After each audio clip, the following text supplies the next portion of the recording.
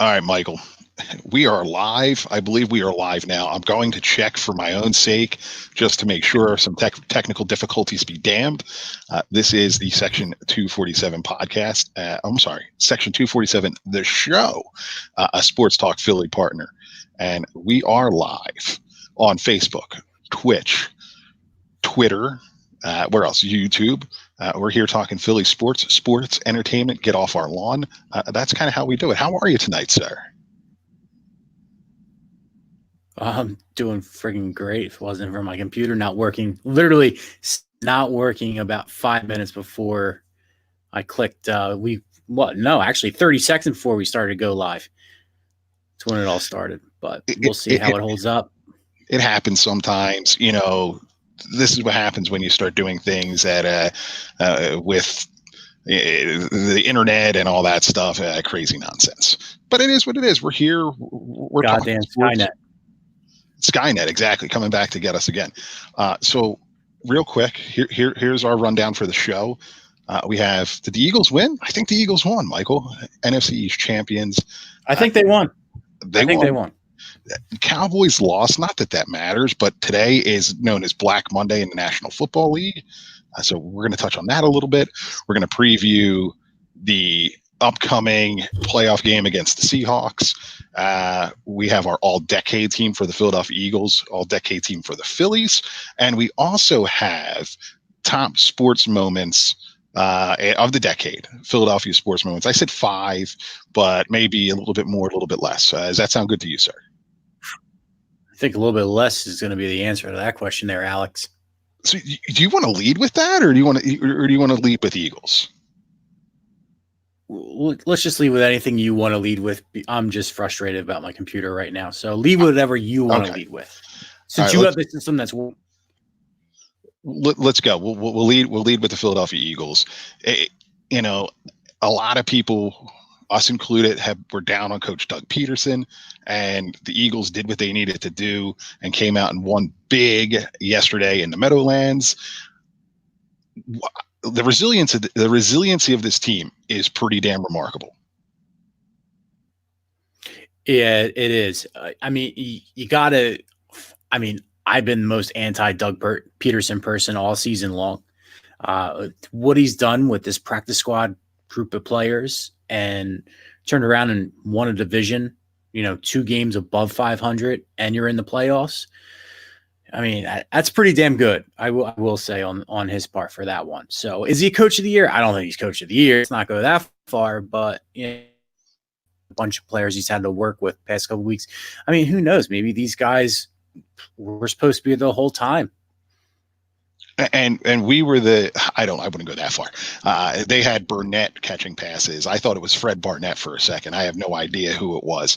But look, I mean, they came out, they played surprisingly well once things kind of got going there a little bit. They did. Yeah. For a little while there, it didn't look good. And it didn't look good just because player after player just kept on going down. That blue medical tent, I think, gets more airtime when the Eagles play than any other game in the NFL. And it's just unfortunate. And I just wonder why. Why is it this team is just so decimated with injuries? Does the training staff have anything to do with this, do you think? Or is this how they prepare for the week? Is it how they're preparing on their free time? What is it? Why this many injuries? I've never seen this many before. I don't know, and it's weird injuries. Some of it's fluke stuff. Miles Sanders gets tackled out of bounds and kind of rolls his ankle.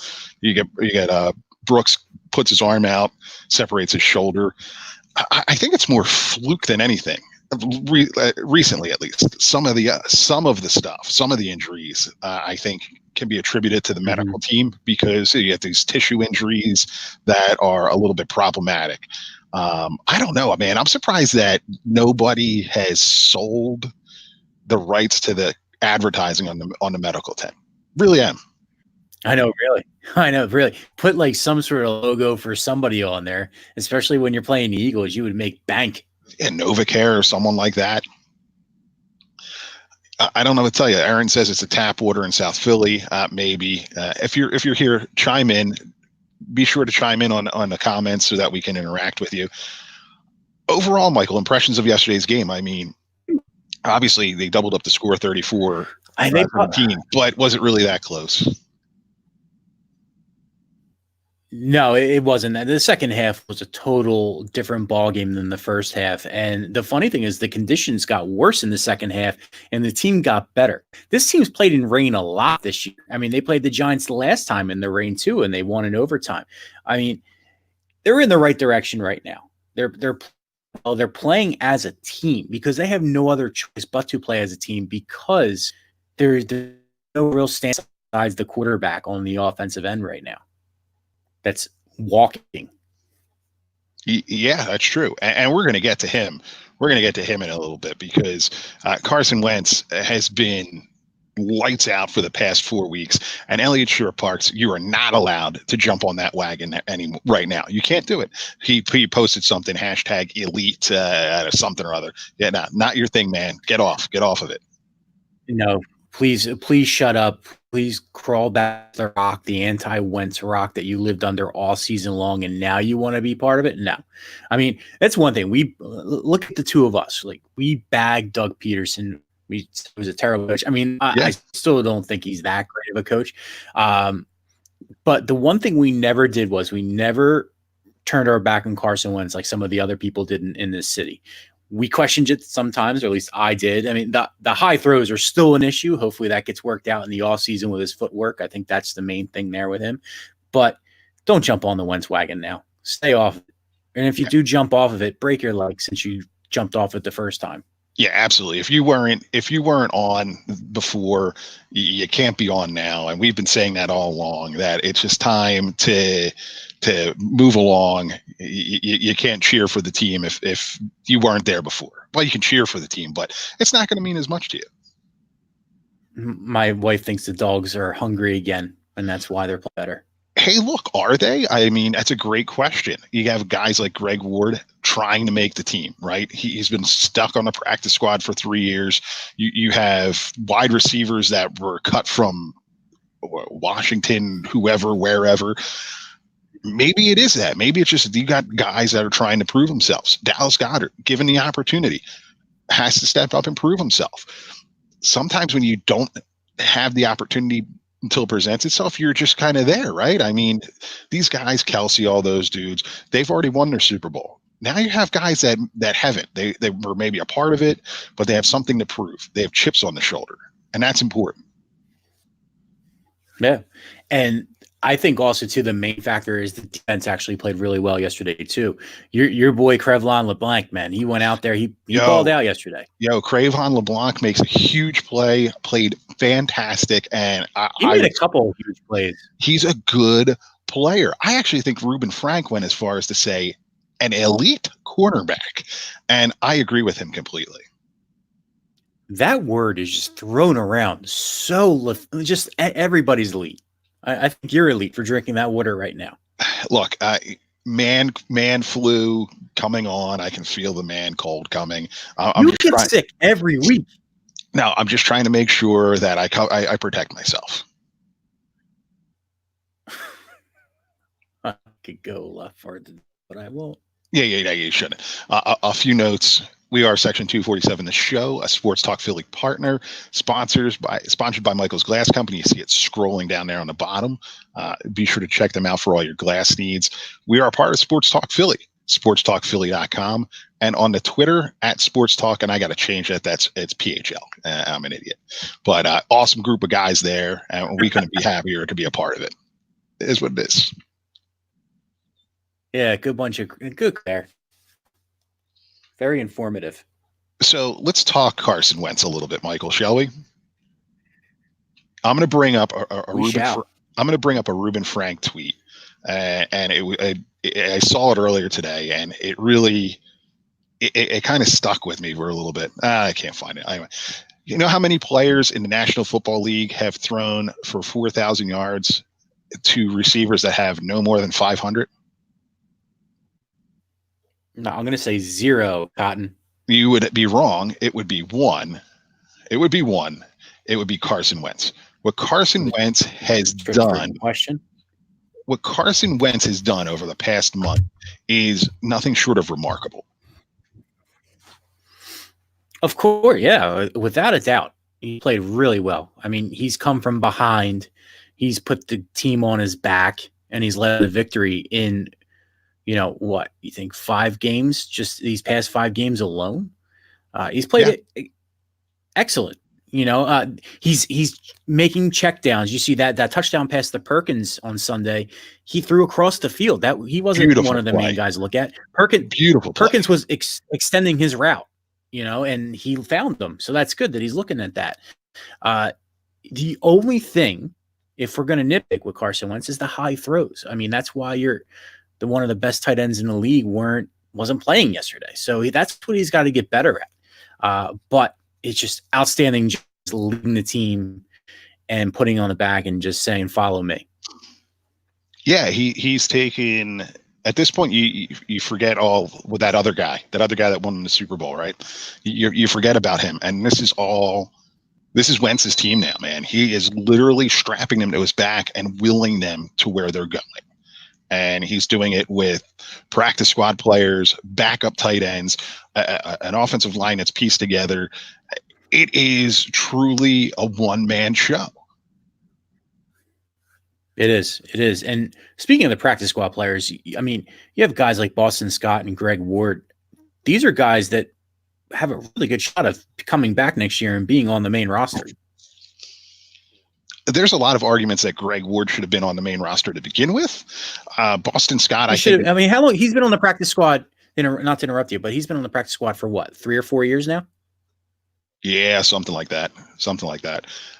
Look, you're transitioning from quarterback to wide receiver in the National Football League. That's fine. I understand that. But is this where we've been very critical of Howie Roseman, where you have to actually say he's done a good job? What, at keeping a guy around that he knows it has potential, waiting for the right moment? Building that roster. Yeah, I mean, I guess you could say that to a degree, but there's still a lot of holes in Howie's plan. I mean, he still didn't really bring anybody in on the offseason. I mean, these are guys that they already had in the practice squad that, if there weren't injuries, would never see the light of day. So I think Howie does have to do a better job, this coming offseason, and finding, better depth that can not be on a practice squad and get lucky, because I always see this as being lucky. Yeah. Zach asks a great question here. Ward should be back. We agree there. Where has J-Jal been? That's a fantastic question. You're going to see it this week against. I didn't even see him yesterday. No, you're going to see it this week against Seattle, where you have Metcalf, and he's a guy that the Eagles could have drafted, and DK Metcalf, and now your guy that you picked is nowhere to be found. I don't know. Mm-hmm. I don't know, but I think Greg Ward and Boston Scott are on this roster next year. I think they do re-sign those guys to a roster deal, and they're not going to get buried in a practice squad. Yeah, absolutely. And they don't have to trade for draft picks. They have plenty of draft picks in this coming draft. That is true. A couple other news and notes from coming out of this game. Malcolm Jenkins played all 1,034 snaps of Eagles defense this year. That is pretty damn remarkable. Well, not only played every snap of the Eagles defense this year, but did it last year. Mm-hmm. And I believe I saw this stat 92%. And in other years prior to that, since coming to the Eagles in 2014, 98%. I mean, that's incredible.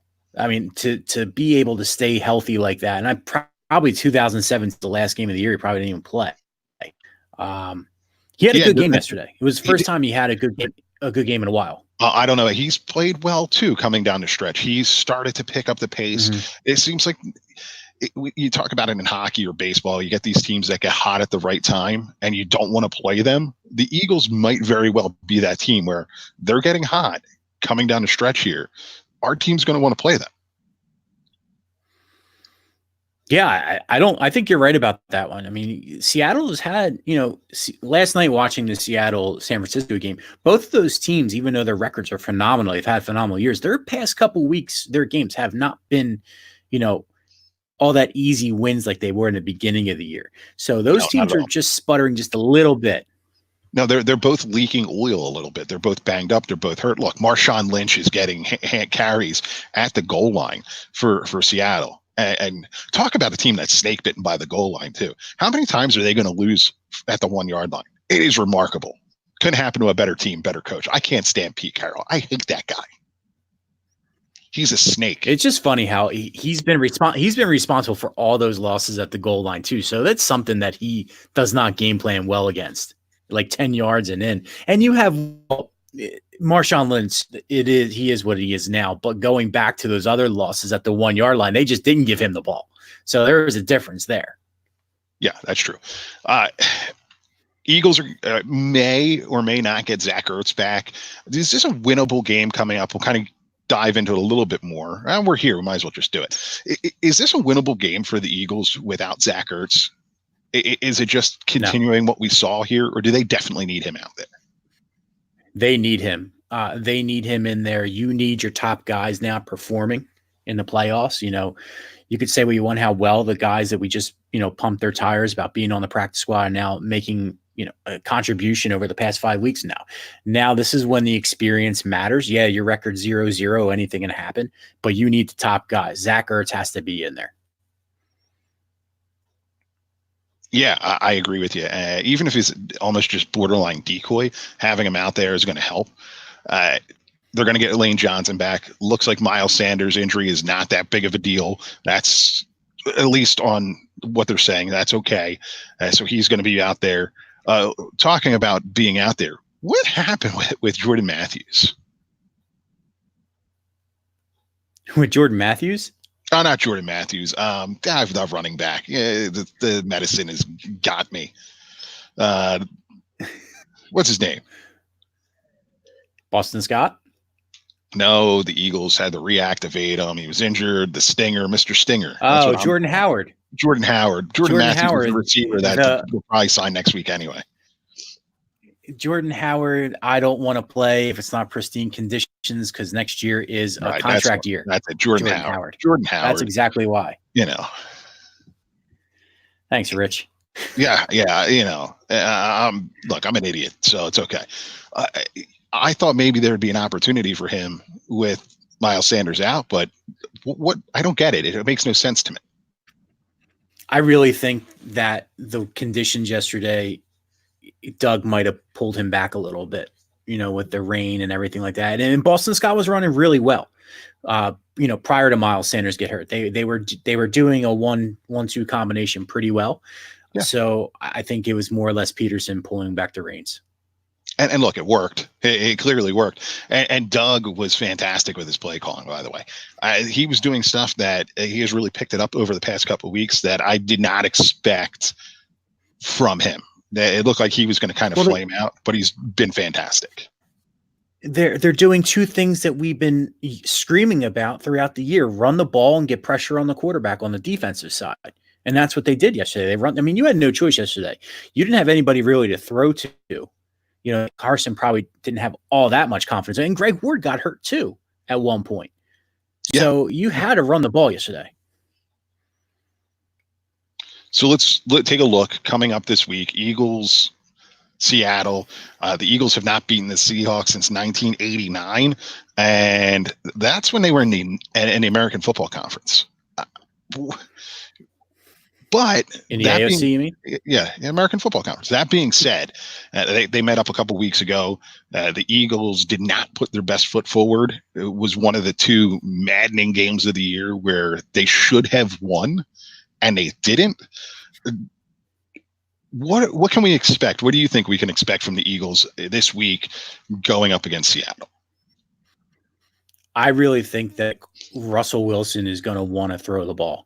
Because the couple times that he had success against they don't have the guys to run the ball either. Yeah, Zach just said in 2002 we beat him with Seneca Wallace. I thought that was in Seattle, wasn't it, Zach? I think they haven't won since 1909, being in Philadelphia. Yeah, he's gonna stretch the field. I think that's the one thing how to beat the Eagles is throw deep, because that's where they're most vulnerable. You held them inside that 10, 20 yards per play. You're not going to be successful. You go outside of that, you're going to be better. You'll have a better percentage of converting. And that's what the Eagles did. I mean, they were beat on a trick play last time. They were beat on a trick play last time. People forget that. Dave Washik chimes in. Bobby Wagner and KJ Wright make him nervous. I'd like to thank Bobby Wagner for helping me win fantasy football championship. But yeah, great players. I don't know. I have like a sense of calm about this game as a fan. It's almost like just, hey, really? Yeah, it's almost just like enjoy the ride. I don't know if that's it. I don't know if it's, hey, we're happy to be here kind of thing, which I don't think it is. But I really think the Eagles a few weeks ago were the better team, and they're clicking now. I don't know, man. They are clicking now. You're not wrong to say that. I mean, you have to remember, I'm the one who said they weren't going to win the division. I mean, so yeah, you did, and you were wrong. See that? I was. I'm okay with being wrong about this one. I just think there is just too many other holes with these injuries that Seattle can overcome in order for the Eagles to lose in the Seattle win. So is this the point where the Eagles' luck just kind of runs out? Yes. Just like New Orleans last year. This is where the luck runs out. So on the record with video, you're going to tell me the Eagles do not win this week. The Eagles do not win this week. Yeah, the Eagles lose to Seattle. Yeah. So that's your official opinion. Okay, I think the Eagles win. I do. I think the Eagles win. There's just some kind of mojo right now working for them. One of these things that you just can't explain. I really, really like the opportunity presented to them. I don't know what it is. I really don't. Well, I do know what it is. I mean, we've seen this before. We've seen this over the past 2 seasons. We saw it in 2017 when Carson went down, who was having an MVP season, and Nick Foles took over and ran with the magic. And then we saw last year how the team was very similar, decimated with injuries in the defensive side of the ball. Carson Wentz went down, and again, Nick Foles picks up the slack, and they pick it up, and they get into the playoffs. But unfortunately, I just think the lightning in the bottle season was 2 years ago. If they want to win again, they need to be, a top contending team that is 11 and just playing better and not many injuries. Fair enough. Dave chimes back in.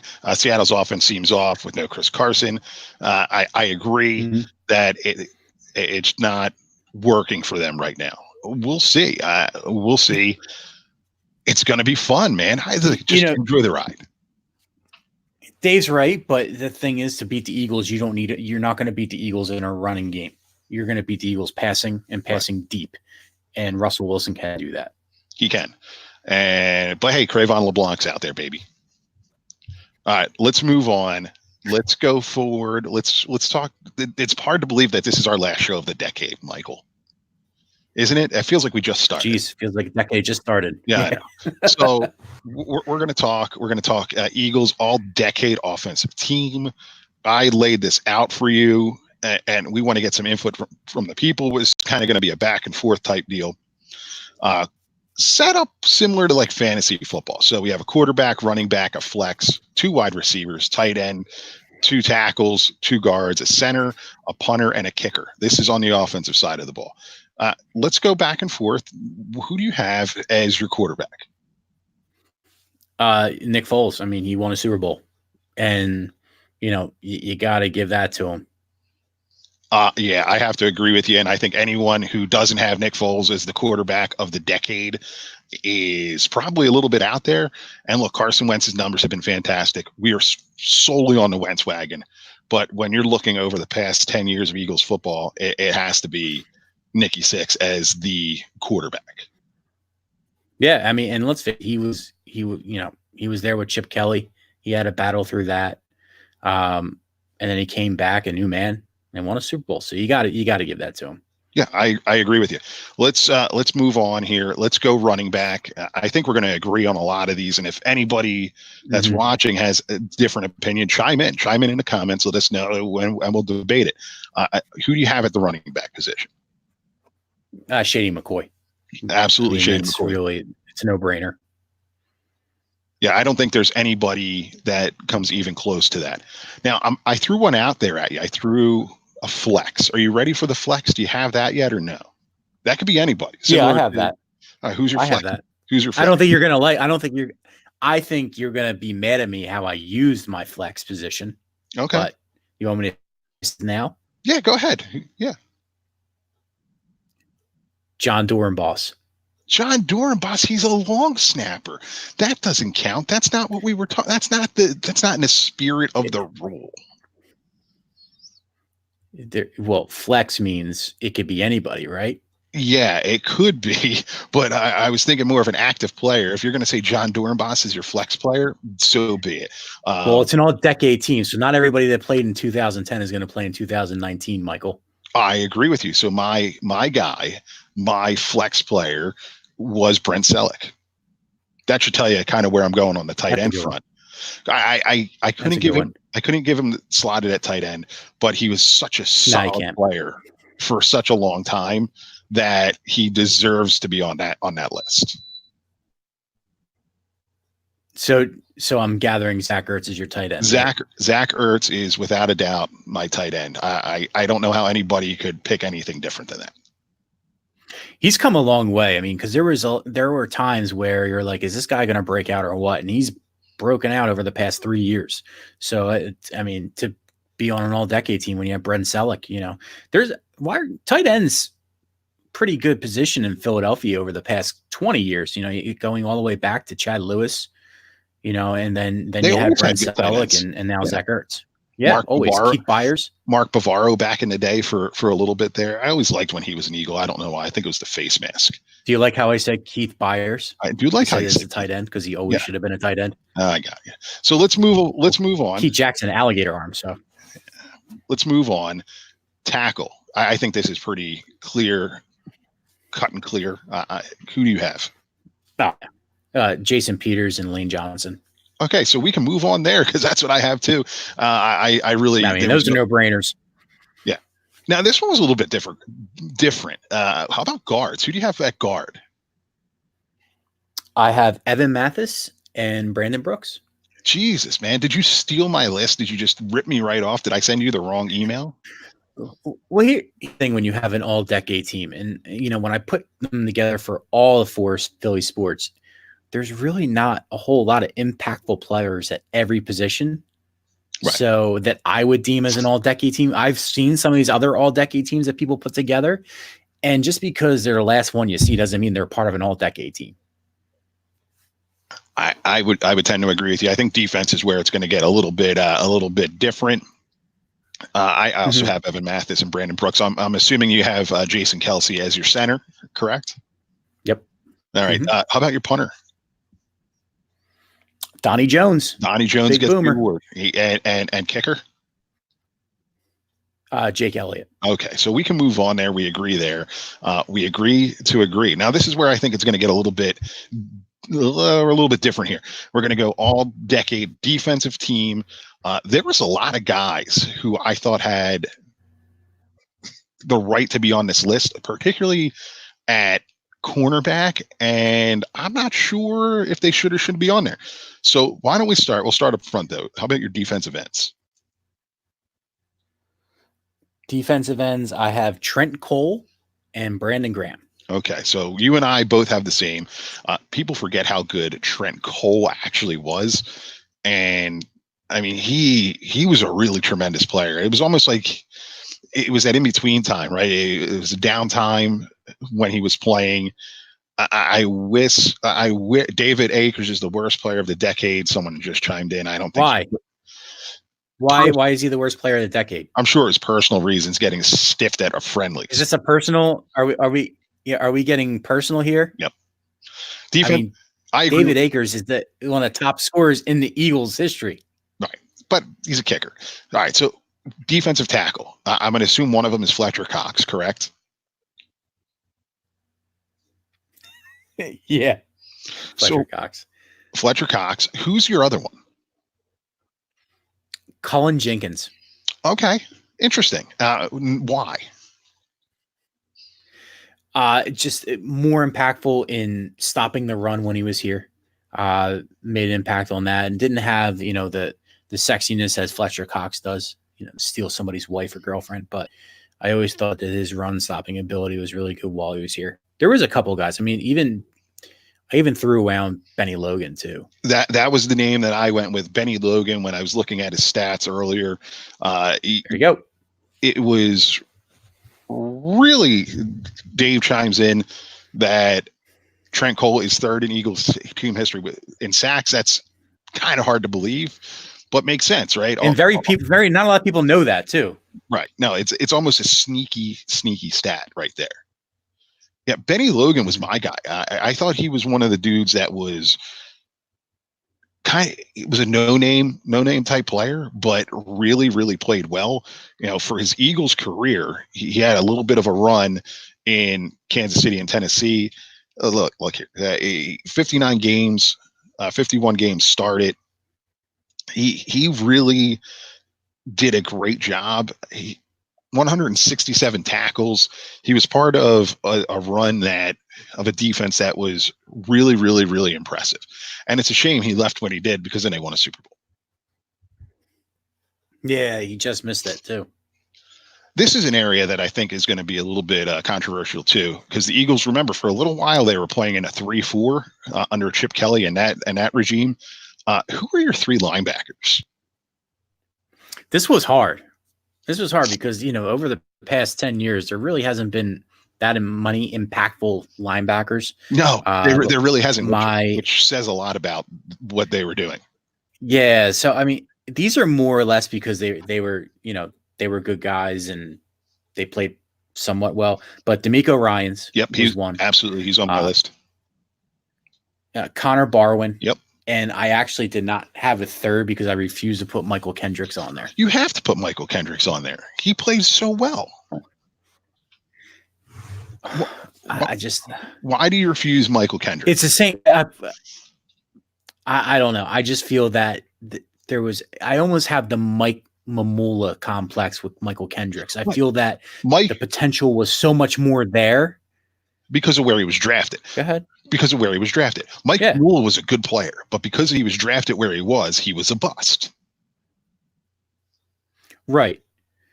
And I feel that way with Michael Kendricks. I feel Michael Kendricks should have been a lot more impactful on this team. And then when he started complaining about his playing time, but he was doing nothing about it, that's what I have the problem with. We won't have to worry about Michael Kendricks coming up this week. You know why? Because he tore his ACL and he's done for the year. Look, his 85 games in Philadelphia, 74 started. He was with the Eagles all the way up through the Super Bowl run.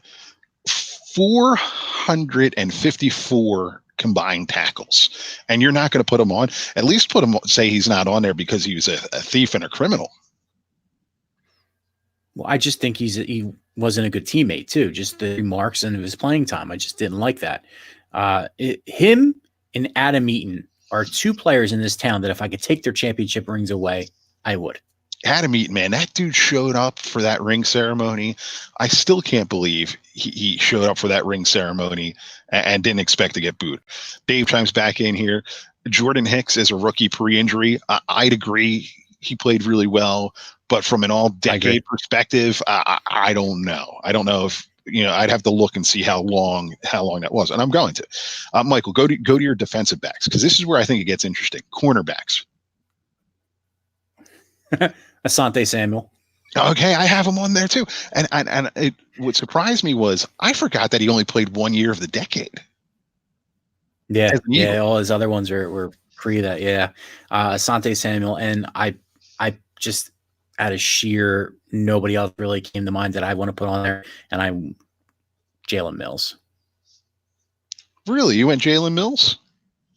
You know what? In all honesty, I was only going to put one. I went Jalen Mills ? I'm not sure. Yeah, that's. I sort of agree with you there. Since I left one linebacker off, I figured you would. I figured you were going to put him, but I figured since I only did 2 out of the 3 linebackers, you would get mad if I just had one corner. it was kind of looking at that, looking statistically at that. It was another one of those things where I said, wow, the Eagles have really not had a set of cornerbacks since 2008, 2009. And they were always really well known for that. You go back, Eric Allen, Mark McMillan, right? Bobby Taylor, Troy Vincent. And all of a sudden, it hasn't been a point of emphasis over the past couple of years. It was kind of jarring for me to see that. But don't you think NFL teams have now gone to there is no more of a combo corners that are Pro Bowl caliber? It's the one guy is and the other guy is just okay. Yeah. There's always that one shutdown. Yeah, yes and no. Cravon LeBlanc. I'm going to beat that drum until it's done and over with. Who do you have as your safeties? I think this was pretty clear cut. Yeah, Malcolm Jenkins, and Ray McLeod. Yeah, I got the same thing. They've been carrying that torch for a while now. Your return specialist, sir. D. Sproles. Darren Sproles, he is what he is. He's the guy. I couldn't put him in as running back. I guess I could have put him in as a flex, but I knew I was going to slot him in there as the returner of the decade. So there we go. And Coach Chip Kelly. We didn't do wide receiver. Oh, we didn't do wide receivers on offense? Wide receiver. Oh, perfect. We'll go back to that. But let's go back to your wide receivers. Go ahead. So I did Deshaun Jackson. I did Jason Avant. Interesting. So I did Deshaun Jackson. I think that's clear as day. And I went Jeremy Maclin. I think Jeremy Maclin was a better big game player than Jason Avant. I thought about Jason Avant. Jason Avant always came through those clutch third down plays. When you needed a third down completion, it was always Jason Avant. I can't argue with you there. I think it's a good one. That's why. And I figure Maclin was going to be your other one. But Jason Avant just going over the middle and always catching the ball, very reliable for when he was used. So that's why I put him on there. And fair enough. I think that's fine. I think that it was a shame that the Eagles had decent receivers that were wasted by Chip Kelly, who is your coach, right? He's your all decade coach. Coach of the decade, baby. We're talking Doug, right? I mean, is it anybody? I mean, yeah. Again, won a Super Bowl. You almost, just like Nick Foles, you have to put him as that. I mean, yeah. I mean, if anything, you could make a case for Chip Kelly to be coach of the decade, because if it wasn't for his just blowing up, we wouldn't have this coach to win a Super Bowl. All right, fair enough. I get you there. Let's roll this in. Let's roll this all decade thing into a little bit of all sports. I asked you for 5 Philly sports decade moments of the decade. I think everybody knows what number 1 is, right? Yeah, I mean, number 1 is the Eagles winning the Super Bowl, without a doubt. I mean, we gotta address the comments here real quick. So on Twitter @W_Row, that's funny. The game won't be close, like 28-6. Eagles will get killed. Maybe, but I mean, it's possible. It's not all that far fetched. No, yeah. If you're looking at us and saying, "Oh, I'm going to go hard on these guys and get them all riled up," different show, different guys. We agree with you. It could be 28-6 Eagles. It could be 28-6 Eagles. It could be 28-6 Seahawks. Yeah, it is what it is. I think it's going to be a close game like we had before. But hey, maybe. Thank you for joining the stream on Twitter. I always share it. Whenever they play Seattle, I always get the flashback, and you were at this game, of the Reggie White retirement night when they just got destroyed in the snow. I so looked forward to that night. Because Reggie White was one of my all-time favorite players. And Joe Bush, great tailgate. He took us we went to Chickies and Pete's. We did some stuff in the parking lot. Then we went over there and it was just a shellacking. It was awful. Did some stuff in the parking lot? Tailgating in the parking lot. What did you do in the parking lot? What stuff? Cold beers. Well, you did some stuff in the parking lot. Philly sports moments of the decade. So clearly we are going to go with number 1 as the Super Bowl, correct? Correct. Yeah. All right. Do you what is your? Do you want to go in order? Do you have something? You have a number 2 here? I think we could just name them. I mean, after the Super Bowl, they're really just, hey, great moments. And Zach Spears hit it right on the head as far as the comeback to Boston.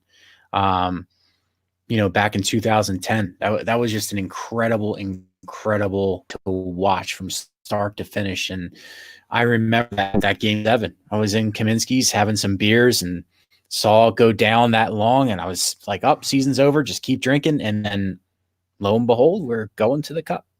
That whole Flyers run was tremendous, from the way that they won against the Rangers and the shootout with Brian Boucher making the stop, to the whole thing. I mean, being down 3-0, it was tremendous. My number 2, and to quote Scott Fransky, occurred on October the 6th at 9:15 in the evening, and that would be Roy Halladay's no-hitter, which I think was leaps and bounds better than his perfect game. And that's saying something, because the perfect game is the next one. That game, and as part of it was because I was there, but Doc was untouchable that night. Yeah, I was there too. So I agree with you on that one. And going back to the Flyers comeback, the way the Cup was a moment for the decade, because nobody still knows that goal went in except for Patrick Kane. So, I mean, there was just a whole mess of that playoff season there. But yeah, Doc Holliday's no-hitter in the playoffs was unbelievable. And again, not because I was there as well, but that was just incredible to watch.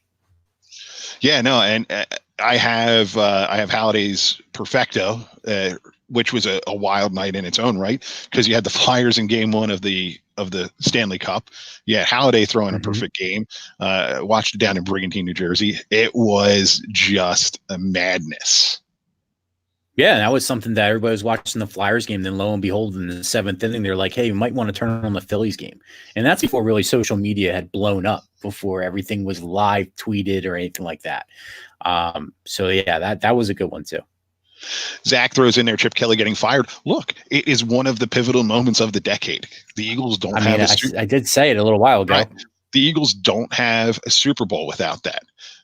Dave chimes in, Derrick Rose's career falling apart when injured against the Sixers. That is true.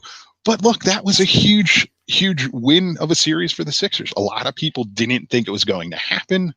And Dave follows back up with, just kidding. Sam Hinkie, he's a truther. He's a processor.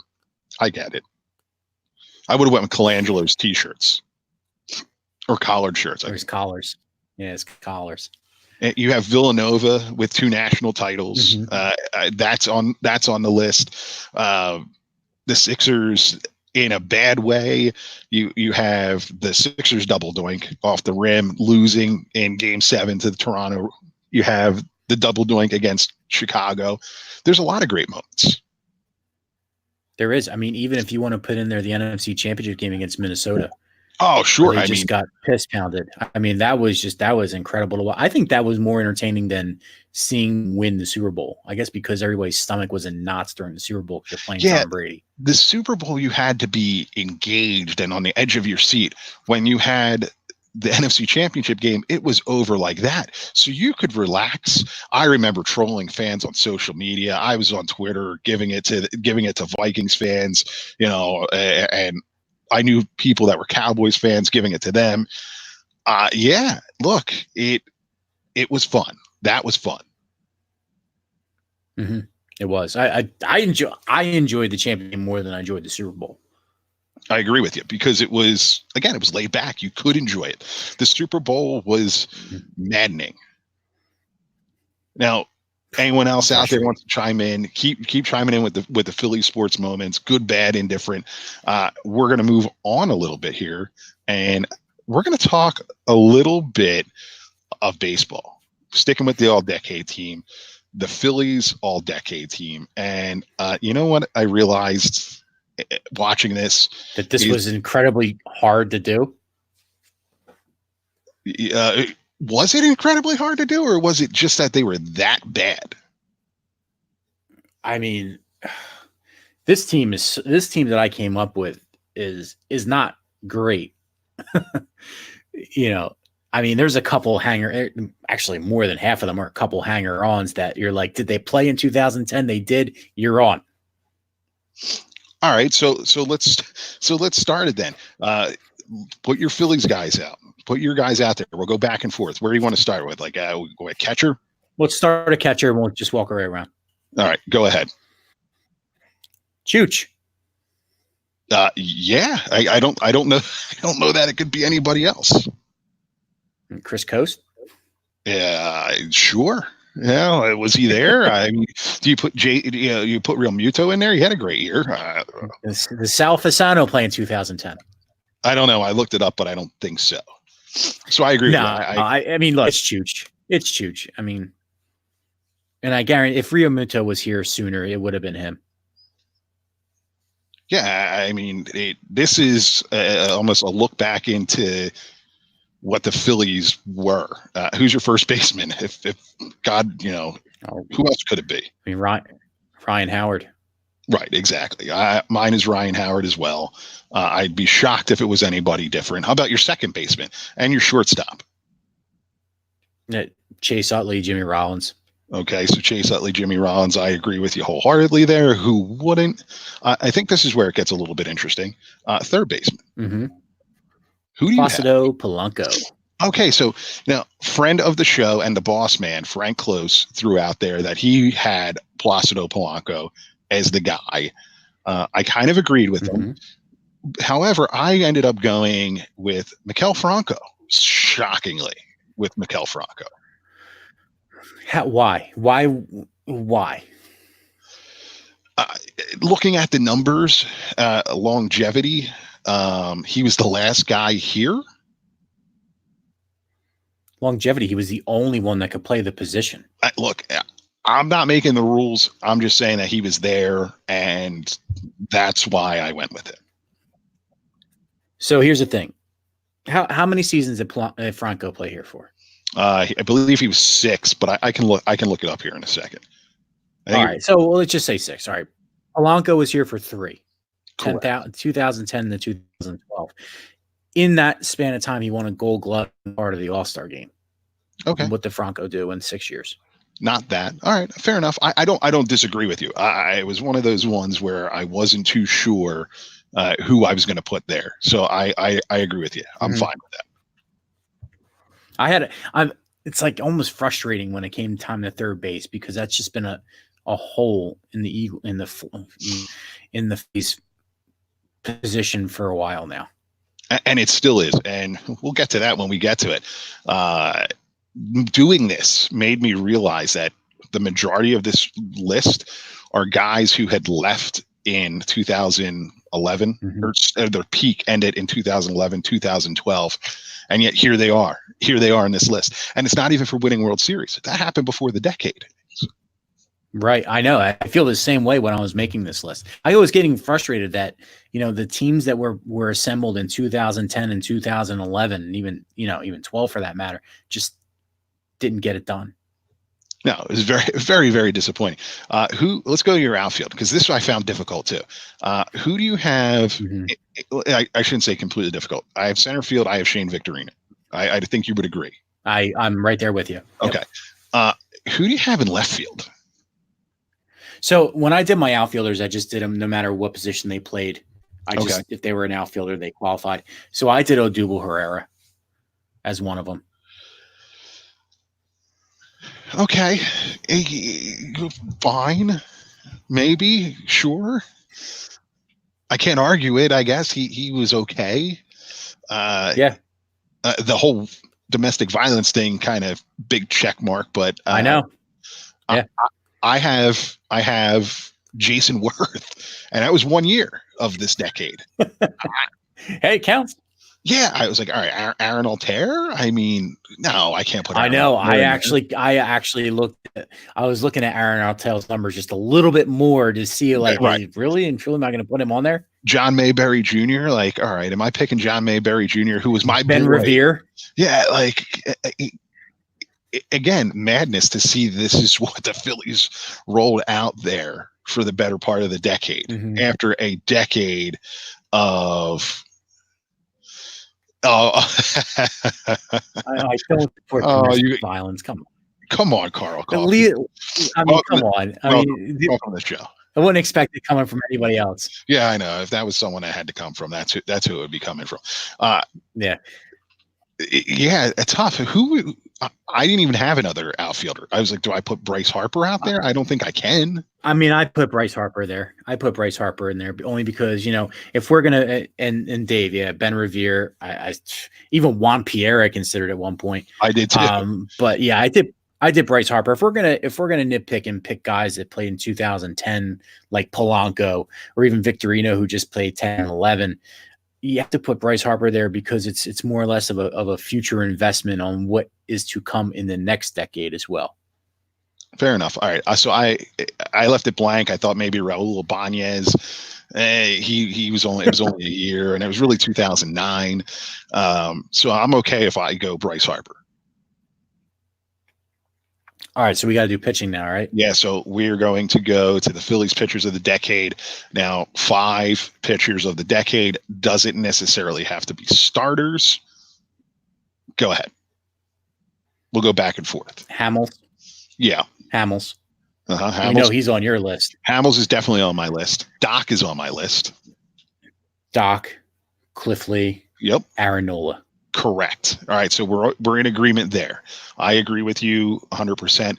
I went with my next spot. I went with a closer, and a very controversial one of that, who I think is a complete and total jackass. But I went Jonathan Papelbon. I had to. Yeah, you have to. You have to. Although I will say, in doing this research, Antonio Bastardo, yep, wasn't a bad honorable mention in this part, especially if you thought, Papelbon was that much of a douche. No, I agree with you. He Papelbon was the guy though. He had to be there. He had to. Yeah, he was. And so your manager, dial up. Your manager of the decade, Charlie Manuel. I guess you have to put Charlie in there, right? I put Charlie in there just because of the damn Wawa bag incident, and they made him leave. Oh yeah, that was good. Although, I would give an honorable mention for this one for Pete Mackanin because I just felt bad for him. I felt bad for him too. And look, he actually did a decent job holding up the fort while everything was going on. Ryan Sandberg, not you. You don't win. Awesome. All right, let's move along here. Let's go. It is the Monday after the NFL regular season has ended. So that is, you're fired. It's NFL Black Monday. Any surprises really stand out to you of the firings in the National Football League? I'm surprised Jason Garrett still hasn't been fired yet. Technically, there are tweets and reports that the Cowboys have fired everybody. The one tweet I saw was actually pretty fantastic, where a reporter texted their inside source in Dallas and said, "Hey, what's going on?" And the guy responded back, "We're fired." And the reporter responded back, "Who?" And the guy responded back again, "Everybody." So apparently they've cleaned house there. Not a surprise. There was no extension. They just haven't made it official yet. Right. They don't have to, because they just don't have to renew his contract. I really wish Jerry Jones would. That's enough Cowboys talk for the night. Pat Shurmur out in New York. That come as a surprise to you? Kind of. Only because of the team. It's a team that just is all over the place in different positions that are needed, and I really don't think it's all his fault. Having to deal with Eli Manning in that situation, and you have, Danny Dimes is what his nickname is, I guess. Danny Dimes. Him coming in. So I really think that he could have used another season. But I mean, I understand where we're coming from and where anybody can win it. So if you can get the edge, get the edge. Dave chimes in, Falcons not cleaning house. That's a little bit of a surprise too, but I think they have faith in the coach, and they should. They're a couple years removed from a Super Bowl, and I don't know. We'll see. They have the quarterback. Let's see what kind of moves they can make. Oh no, they though? I don't think he's that good of a quarterback. They have a quarterback. Teams that have quarterbacks usually win. such as the Lions. And Carl Coffey chimes in with F the Lions. Why, Carl? They played very well this year. Their quarterback was okay when healthy. I don't understand why you're getting upset. You got to give the Belichick tree. You got to give the Belichick tree some time to grow. Yeah, I think Patricia's a good coach. I think there's a lot of potential there.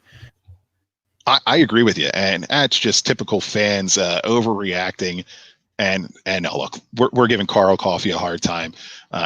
Great friend of ours, Coffee with Friends podcast. You should check it out. It is fantastic stuff. We got to tweak him a little bit because we can. Dave chimes back in at can I go back to Jason Garrett for a second? So his contract is up, right? Correct. So technically he's not going to get fired. He's not going to get fired. He's just not going to, they're not going to renew the contract. Could you imagine being like, well, you got fired from the Cowboys, but I didn't. My contract ran out. He George Costanza them. Absolutely. David Washer chimes back in. Falcon success was from Kyle Shanahan. That's a good point. I think that's why they're not making the moves that they're making. They're trying to see if they can sustain success here with what they have. I don't know. Good for them to be down. That's fine. How about Ron Rivera is going to be named the Washington Redskins coach? That's a little bit surprising to me because I am surprised by that because I thought Urban Meyer was going to be the man there. No. Urban Meyer's going to Dallas. I'm shocked that Ron Rivera is willing to work with Daniel Snyder. Now, so he doesn't seem like the guy that would really take a lot of flack from an owner. Maybe I'm wrong, but Andy Reid tree. I can't imagine him working well with Daniel Snyder. I mean, and what might have to happen is a guy like Ron, which I've heard some of his takes in the locker room after a game and during halftime. Wow, I want to play. I want to run through a wall for the guy after I heard some of that stuff there. Maybe he's the type of guy who goes in and says, hey, look, Dan, I need to do it my way. Let me do it my way. We will win. And maybe it'll work for him. Yeah. I mean, maybe the surprise to me, surprise firing of this Black Monday was Freddie Kitchens getting fired in Cleveland. When are they going to figure it out in Cleveland that you just have to give people an opportunity? It's like this is the 7th coach or something like that since 2010 years. That's insane. Yeah, I think it's the quarterbacks that's the problem. Oh yeah, well yeah, you're not a Baker guy. I forgot. I don't think that has anything. Not a Baker guy. No, I think it certainly does. You have the 2 of the best wide receivers in the NFL, and you can't throw the ball to them. Look, got to be put in the system, right? Who's going to want to coach that team? Maybe that's the Urban Meyer team. Maybe that's what their hope is that you can bring Urban Meyer back to Ohio. You bring in the Ohio State fan base, and he is going – it's not Mayfield. It's not Odell. It's Meyer's team, and that's what's going to sell it. I don't know. Do you think Odell gets traded in the offseason? I think Odell forces a trade in the offseason. And would I? No chance in hell. No, he's going to the 49ers. You can go to the 49ers. See you later. Go get out there. Carolina looking for a head coach. Matt Rule has been heavily rumored to be that name. Yeah. I would not be shocked. Giants too. I would not be shocked if Matt Rule ends up with the New York Football Giants. That just seems like the logical fit. He was a coach there before. It makes sense to me. And interesting. It'd be an interesting move for him because I don't think James Franklin is long for Penn State, even though he just signed an extension. And that's Matt Rule's baby. So if Matt Rule wants to go to the Giants, have at it, man. Have at it. Get out of college football. It's just funny how everybody in the NFC East, there's Doug Peterson's the only coach left. And it was almost Ben McAdoo. I believe Reuben Frank wrote that today, that the Eagles should be very happy that they have Doug Peterson and it's not Ben McAdoo. Well, remember everybody wanted Adam Gase. I see. Some of this I can repeat. Some of this I can't. 3 things Mike W likes more than Baker Mayfield: porta potties, Josh Rosen, and we're just going to have to leave the third one there because I was told we curse too much. So we're going to have to leave it at that. Carl Coffee. Mom telling you we curse too much again? Yeah, I got yelled at by my grandmother too. It happens. Yeah. Let's move on here. I think this is something I stumbled across, and the schmuck of the week, Michael, is back, and it is Quentin Rampage Jackson. What could he possibly do in an old age home? Hold on a second. Hold on. Well, let's get back to that.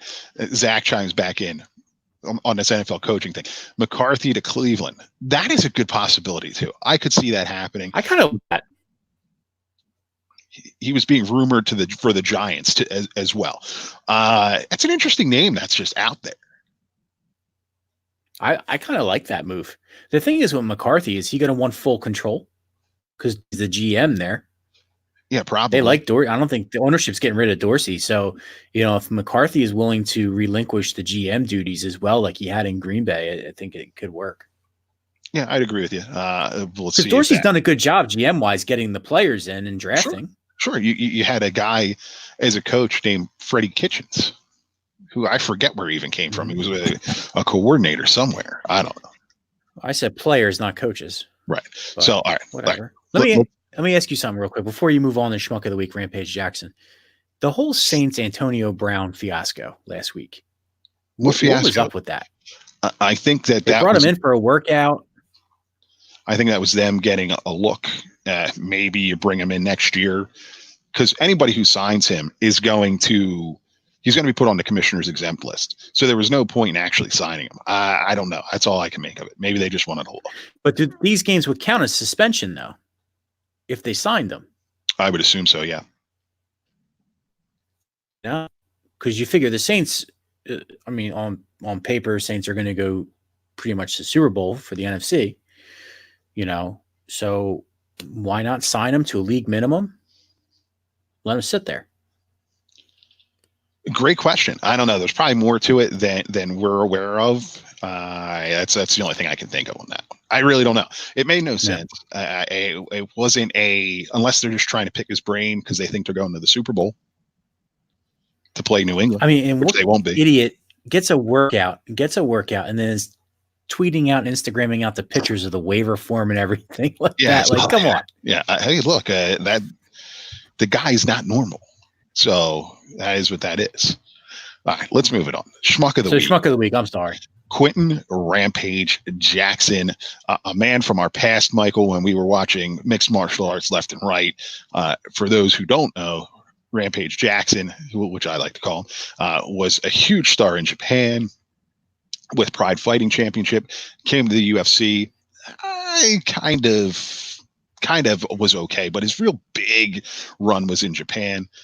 He's the schmuck of the week this week because on Saturday night, I think it was Bellator 244, he fought Fedor, who's still around, in Japan, at heavyweight. And Michael, if I could, I'll tweet out a picture of it. It was just a disgrace what Rampage Jackson looked like going into this fight. He mailed it in, and this was a guy who was huge in Japan. I mean, huge. He was a star, and it was disappointing to see. Movie star too. He's B.A. Baracus. He got his ass kicked in 3 minutes. I'm gonna see if I can drop the picture into the chat here that we're having. It was it was just remarkable for a guy that was a huge star at one point. Yeah, he's a mixed martial arts icon for a while there. Yeah. These fighters that have fought in the early to mid late 2000s are still fighting now. I mean, it's not good for them, but they're getting money thrown at them, so why not? I mean, Chuck Liddell has even talked about, in that 30 for 30 with him and Tito, that he wants to still fight, and just it's ridiculous. Like, don't fight. It's not worth it. All right, so here we go. Real schmucks of the week, the refs in the Ohio State game. from Mr. Carl Coffey, who I cannot and will not attack a fellow referee. It has nothing to do with the Big Ten. Quite frankly, I'm glad Ohio State went down because you know why? I'm a Rutgers guy and I have to deal with that crap week in and week out. So yeah, I don't support the Big Ten. I support my squad. Anyway, I thought the officials did a fantastic bang up job. Can we get back on point here, Carl? But I don't have anything else on the page. Well, but I agree with you. Like, I was shocked to see Fedor fighting, and I said to myself, "Where are these guys? Are still fighting? This is craziness. They're getting their asses kicked on a regular basis still. For what? Like, why are they still fighting? It's not healthy. For money, obviously, for money. For money. I mean, that's their job. You know, and Chuck Liddell's even said it in that 30 for 30. He says that it's just something in him that he just can't let go of. But unfortunately, it's a type of sport that if you can get killed, you know, to put it bluntly. Yeah. So, you know, these guys need to start thinking about they need this instead of having the circle around them that says, yeah, you can knock them out. How about a circle? How about you could sit down? Right. Know when it's time to go away. And it's clearly time to go away for Rampage Jackson. Disappointing. I was looking forward to the fight until I saw him walk out, and I was like, holy crap. No. But we're going to wrap it up on that note. Next week, we're going to have a wonderful conversation about the Eagles defeating the Seahawks in the playoffs. We're going to talk some Sixers hoops. We're going to do our Sixers team of the decade, and we're bringing on Ryan Rothstein, 97.3 ESPN. He's been on with us before. We're bringing him in to talk hoops with us because, quite frankly, we're not the guys who want to hear babble on about the Sixers. Nope. You don't want to hear me talk about Sixers because I just don't know that much about them. So let's check out here. We're on Sports Talk Philly, sportstalkphilly.com. You can find them scrolling at the bottom there, sportstalkphilly.com. On Twitter, Sports Talk PHL. I will change that. Sponsors of the show, go get a t-shirt, custom-made stuff. Betty Ann Designs. Search Betty Ann Designs on Etsy. You need some windows, all that kind of jazz. Michael's Glass Company, serving the Philadelphia tri-state area since 1978. 215-338-3293. Tell them the two Mikes sent you. Michael, where can people find you? I'm at Michael Watkins 7 on Twitter. You can find me there. We didn't even get a chance to talk about my Christmas onesie. Oh, yeah. Well, we'll post that next week and we'll talk about it. Next time. And you can find me on Twitter at doc_podcast. You can follow the show, Twitter, Instagram, Facebook. Just search at SEC 247 show. It's changed. It's not what the banner says behind us anymore. At SEC 247 show. We will catch you next week. Until then, go Birds. See you next year. See you next year.